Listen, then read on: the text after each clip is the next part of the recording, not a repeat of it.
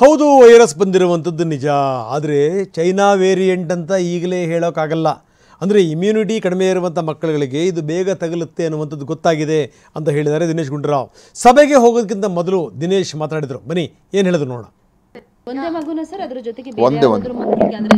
ಈಗ ನೀವು ಎಲ್ಲ ಕಡೆ ಟೆಸ್ಟ್ ಮಾಡಿದ್ರೆ ಬೇರೆ ಮಕ್ಕಳಲ್ಲಿ ಕೂಡ ಇರ್ಬೋದು, ವಯಸ್ಸಾಗಿರೋರು ಕೂಡ ಇರ್ಬೋದು. ಇದೇನು ಹೊಸ ಒಂದು ವೈರಾಣೇನಲ್ಲ, ಇರ್ತದೆ. ಬೇರೆ ಬೇರೆ ವೈರಾಣುಗಳು ಇದು ಕೂಡ ಇರ್ತದೆ. ಆದ್ದರಿಂದ ನಾನು ಇದು ಪ್ರಥಮ ಕೇಸು ಈಗೆಲ್ಲ ಕಡೆ ಬೇರೆ ಕಡೆಯೂ ಬಂದಿದೆ ಅಂತಲೂ ಹೇಳೋಕ್ಕಾಗೋದಿಲ್ಲ. ಆದರೆ ನಾವು ಎಚ್ಚರಿಕೆಯಿಂದ ಎಷ್ಟಿರ್ತೀವಿ ಅಷ್ಟು ಒಳ್ಳೆಯದು. ಯಾವುದೇ ಒಂದು ನಮಗೆ ಸಮಸ್ಯೆಗಳು ಬರದೇ ಇರತಕ್ಕಂಥದ್ದು ನೋಡ್ಕೊಳ್ತಕ್ಕಂಥದ್ದು ನಮ್ಮ ಜವಾಬ್ದಾರಿ ಇರ್ತದೆ. ಅದೀಗಾಗಲೇ ನಾವು ಮಾರ್ಗಸೂಚಿಗಳು ನೀಡಿದ್ದೇವೆ.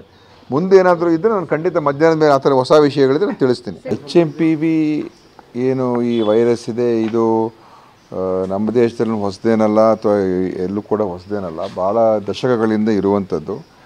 ಈ ವೈರಸ್ಸಿಂದ ಆಗುವಂಥ ಏನು ಉಸಿರಾಟದ ಸಮಸ್ಯೆ, ನೆಗಡಿ, ಜ್ವರ ಆ ಥರ ಬರುವಂಥದ್ದು ಬರ್ತಕ್ಕಂಥದ್ದು ಇದೆ. ಇದೇನು ಹೊಸ, ಈಗ ಚೈನಾದಲ್ಲಿ ಬಂದಿರೋ ಔಟ್ಬ್ರೇಕು ಅದೇನೋ ಹೊಸ ಈ ವೈರಸ್ಸಲ್ಲಿ ಅದು ಹೊಸ ವೈರಸ್ ಸ್ಟ್ರೇನ್ ಅಂತಲೂ ಹೇಳ್ತಾರೆ. ಅದು ಇರ್ಬೋದು. ಇನ್ನೂ ನಮ್ಮ ಪೂರ್ತಿ ಮಾಹಿತಿ ಬಂದಿಲ್ಲ ನಮ್ಮ ಹತ್ರ. ಗೌರ್ಮೆಂಟ್ ಆಫ್ ಇಂಡಿಯಾಯಿಂದನೂ ಕೂಡ ಅದರ ಬಗ್ಗೆ ಸ್ಪಷ್ಟ ಮಾಹಿತಿ ಇನ್ನೂ ಬಂದಿಲ್ಲ. ಆದರೆ ಇಲ್ಲಿ ಡಿಟೆಕ್ಟ್ ಆಗಿರುವಂಥದ್ದು ಇದು ಈ ಮಗುಗೆ ಎಲ್ಲೂ ಅವರು ಬೇರೆ ಕಡೆಯಿಂದೆಲ್ಲೂ ಓಡಾಡಿಲ್ಲ, ಇಲ್ಲೇ ಟ್ರಾವೆಲ್ ಹಿಸ್ಟ್ರಿ ಎಲ್ಲ ಏನಿಲ್ಲ. ಅದರಿಂದ HMPV ಇದು ಪ್ರಥಮ ಕೇಸ್ ಅಂತ ಬಂದಿದೆ. ಅದು HMPV ಇದ್ದಿದ್ದೇ ಇದು ಒಂದು ಇಷ್ಟು ಪರ್ಸೆಂಟೇಜು ಮಕ್ಕಳಿಗೆ, ವಿಶೇಷವಾಗಿ ಇಮ್ಯುನಿಟಿ ಕಮ್ಮಿ ಇರೋ ಮಕ್ಕಳಿಗೆಲ್ಲ ಬರ್ತದೆ ಇದು. ಆಮೇಲೆ ವಯಸ್ಸಾಗಿರೋರು ಕೂಡ ಬರ್ತದೆ. ಮತ್ತು ಇದೊಂದು ವೈರಸ್ ಇರುವಂಥದ್ದು. ಚೈನಾ ಔಟ್ಬ್ರೇಕಿಗೂ ಇದಕ್ಕೂ ಏನು ಸಂಬಂಧ ಇದೆ ಅಂತ ಹೇಳೋಕ್ಕಾಗೋದಿಲ್ಲ.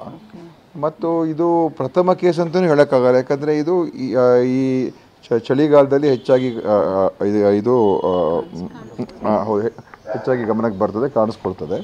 ಆದ್ದರಿಂದ ಇದನ್ನು ನಾವು ಎಲ್ಲ ಮುನ್ನೆಚ್ಚರಿಕೆ ಕ್ರಮ ತಗೊಳ್ತಕ್ಕಂಥದ್ದಕ್ಕೆ ಏನೇನು ಮಾಡಬೇಕು ಅಂತ ಖಂಡಿತ ಕೇಂದ್ರ ಸರ್ಕಾರ ಹೇಳಿದೆ, ನಾವು ಹೇಳಿದ್ದೀವಿ.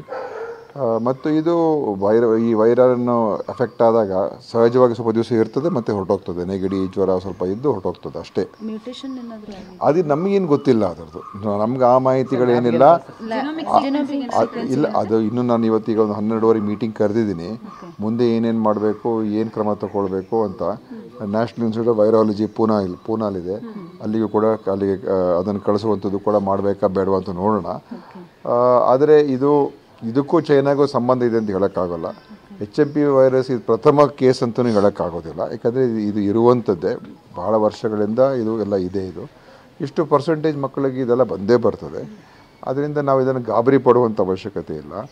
ಮತ್ತು ಅನಾವಶ್ಯಕವಾಗಿ ನಾವು ಸುಮ್ಮನೆ ಇದರಿಂದ